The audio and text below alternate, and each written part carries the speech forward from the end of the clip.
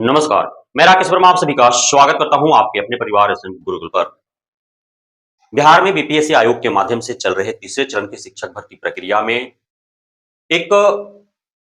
अवसर दिया गया है कि जिसे भी जो जिला आवंटित किया गया है, उस जिले में 5 अप्रैल से 12 अप्रैल 2025 के मध्य बीपीएससी आयोग के पोर्टल पर जाकर के और वे अपना 3 चॉइस का प्रखंड डालेंगे। अब इसे लेकर के मैंने तंजवश शिक्षा विभाग को आईना दिखाने के लिए एक वीडियो डाला था कि टीआरई 3 अभ्यर्थियों को सोने पर सुहागा।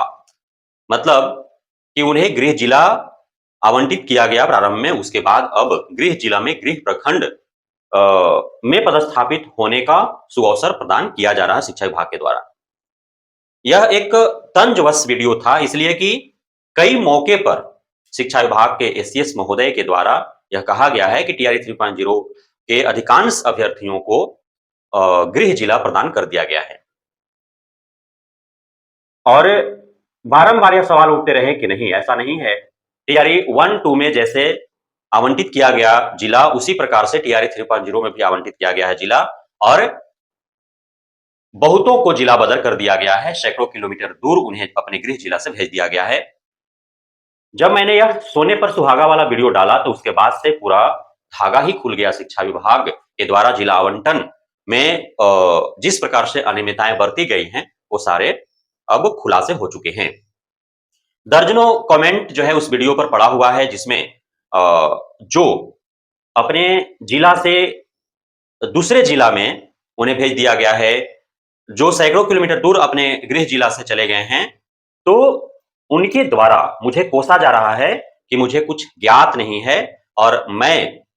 सरकार का विभाग का प्रशंसा कर रहा हूं, और अनर्गल कई प्रकार के अपशब्दों से भी मुझे नवाजा गया। तो मुझे खुशी हुई कि चलो कम से कम आप लोगों तक मेरा यह वीडियो पहुंचा और शिक्षा विभाग का आप कमेंट में आकर के और अपने व्यथा को व्यतीत करके और आप जो है खुलासा कर रहे हैं। अब सवाल यह है कि जब शिक्षा विभाग के द्वारा टीआरई 3 से चयनित अभ्यर्थियों को गृह जिला दिया ही नहीं गया, तो फिर 3 प्रखंड चुनने का अवसर देना उनके लिए मजाकिया है। एक बहुत बड़ा मजाक है उनके साथ। आखिर किसी को आप सैकड़ों किलोमीटर दूर भेज दिए, दूसरे जिला में आप भेज दिए और वहां आप बोल रहे हैं कि 3 प्रखंड चुने, तो वह उनके सहूलियत के लिए थोड़ी आप चुनने को बोल रहे हो, तो आप अपनी सहूलियत के लिए बोल रहे हैं कि भाई कोई 3 प्रखंड दे देगा, अब उसको उसी 3 प्रखंड में जो रिक्ति होगा वहीं पे पदस्थापित करना है। वो तो शिक्षा विभाग को विद्यालय आवंटित करने में सुविधा होंगी, उससे अभ्यर्थियों को क्या सुविधा हो रहा है? वो तो बेचारा पहले से ही असुविधा में है, उसके अंदर पहले से ही असंतोष की भावना है, वह पहले से ही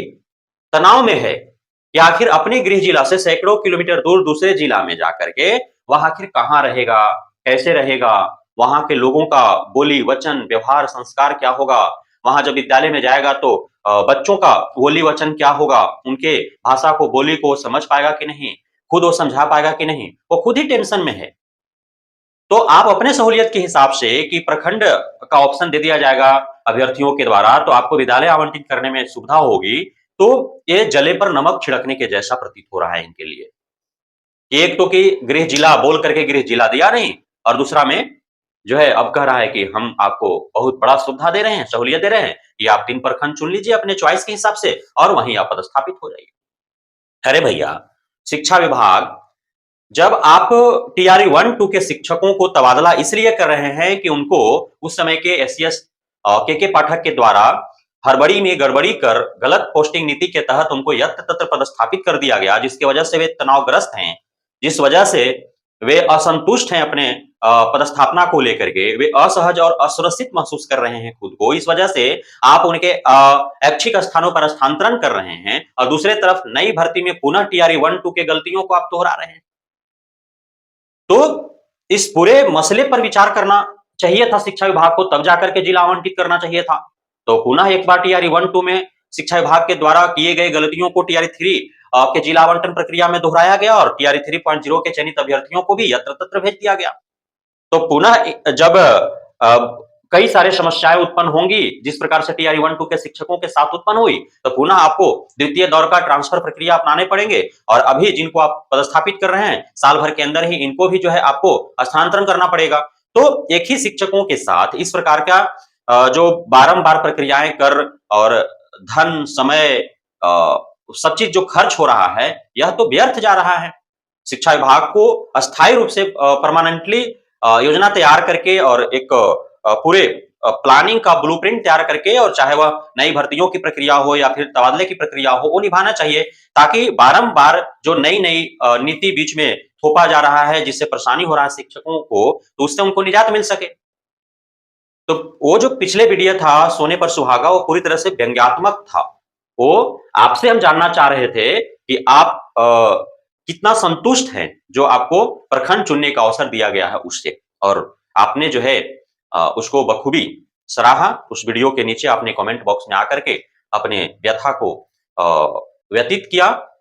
और उसके बाद जो है सारे शिक्षा विभाग के जो धागे थे वो खुल कर के सामने आ गए। तो शिक्षा विभाग को इस पर विचार करने की आवश्यकता है। बहुत-बहुत धन्यवाद आप सभी साथियों का हमारे साथ जुड़े रहने के लिए, बने रहने के लिए, इतना प्यार देने के लिए, हमें भरोसा बनाए रखने के लिए।